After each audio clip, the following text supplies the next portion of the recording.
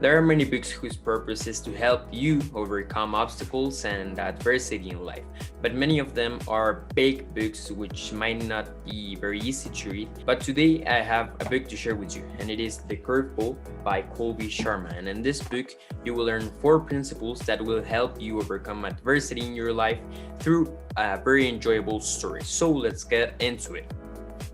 Alright, so just before starting, I want to share a little background with you about the book and about Colby Sharma, about the author. And I got this book a couple of months ago because Colby sent it to me and he even wrote a message. And the message says, "Dear Emiliano, keep going after your dreams and approaching the game of life step by step.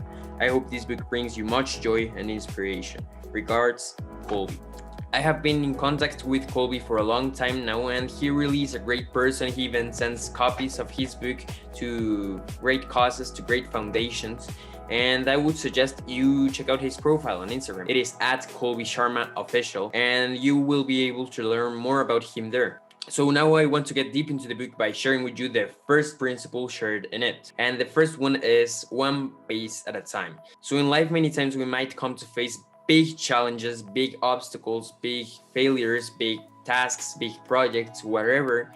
And these things might make us feel overwhelmed. They are things which might seem bigger than what they actually are, and which might seem as big obstacles in our way, which maybe won't allow us to go through. But this is just a perception we create. And what Colby shares in the book is to take these big challenges one base at a time. So the story in the book talks about a baseball player called Bryce, and Bryce is facing many obstacles in his life and in his career. But after meeting a guy called Spooky, he starts to realize things he already knew but which he had forgotten. And one of these things is to take it one base at a time, to take it one step at a time. The story calls it one base at a time because it is a story about a baseball player, but you can just call it one step at a time. And actually I want to share with you a quote I read in the book which might explain this a little better, and it says, "Your ego is the part of you that gets hurt and that's afraid that you're not good enough.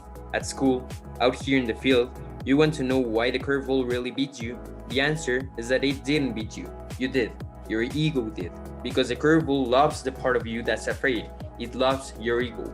So basically what Colby is sharing with this quote is that your ego, your attachment to things, your attachment to this idea that a challenge is very big, doesn't allow you to come and face it and to go through it. But when you take things one base at a time, when you take things one step at a time, you are able to go through them in a very better way and even enjoy them. The second lesson of today is to choose your pitches. So besides taking challenges in life one step at a time, you should also choose your pitches. And what do I mean by this? What does Colby mean by this? What Colby means by this is to choose your reaction, to choose your response to these things. And I would also add to this that you should choose which obstacles are you willing to face. In a great book you might know, which is called The Subtle Art of Not Giving a Fuck, Mark Manson shares what you should give a fuck about, which basically is to choose what obstacles are you willing to face. You can merge this with the idea of choosing your response, which is shared in the curveball, and there you will have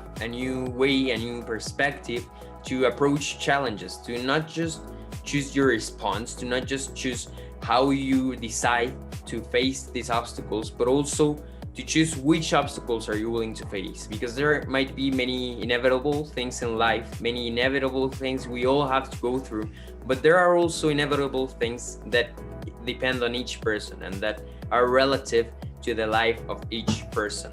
The quote I want to share with you to explain this lesson a little better says, "When adversity shows up, and it always does, you need to decide. You need to choose your pitches. Choose gratitude, and you simply cannot choose anger.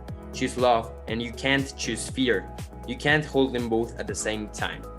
The third lesson of today is to remember your rituals. So we already have the idea of taking things one step at a time. We have the idea of choosing your pitches, or of choosing your response, but you should also remember your rituals. And what does Colby mean by this? In my podcast conversation I had with Colby a couple months ago, he shared with me that remembering your rituals is basically remembering the habits you developed while being successful or while you were in good times. And really, I think this is a big part of personal development, developing the right habits that will make you not just go in the right way through life, but that will also make you thrive. In page 60 of the book, it says, if you want to perform under pressure, you need to do more things the same. And I basically agree with this because once you have an automized task, it is easier for you to focus on the right things that will make you thrive. It's like getting to a level of subconsciousness which will also help you to get through obstacles in life when you merge the subconscious mind with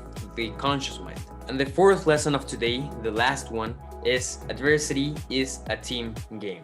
By adversity is a team game, Colby means that you can always ask for help, you can always go through tough times in life with other people, and this company of other people in your journey will not just help you overcome obstacles in a better way, but it will also even make you enjoy obstacles because you are not facing them alone. Another quote from the book says, we all do this. We forget the important things. Unfortunately, sometimes we lose our grip on what matters most just when we need it the most. It can be a story about Bryce, the hero, or it can be a story that honors this place, this team, your team. In this quote from the book, a secondary character is sharing with Bryce a lesson he already knew but that he had forgotten. It is about playing in a team. It is about joining with others to go through these obstacles and make them a story not about you, but a story of how you and your team overcame these obstacles in a very great way. Finally, I want to share another quote with you from the book, which is like the quote which resonated the most with me. And it says, you don't succeed in spite of adversity, you succeed because of it. And to this quote, I can add a stoic idea I heard a couple months ago from Ryan Holiday, which is the idea of amor fati, of loving your fate, and of knowing that the obstacles in your life and whatever you face are there to make you grow. It is part of this philosophy of growth and philosophy of getting through life in a virtuous way. So I would like to know, does this book seem interesting to you? Would you like to dive deeper into the lessons in it? If you do, I would suggest you buy it on Amazon, or if not, you can check Colby's Instagram profile and you should be able to see the link to the book there. Well, so thank you so much for watching this video. I hope you learned a lot from these 4 ideas from the book The Curveball by Colby Sharma. If you received value, as I hope you always do, I would encourage you to let me know on my Instagram DMs at the Reader Lounge, and to like and share this video to a friend you think it might be useful for. That's it for today, and well, see you next time.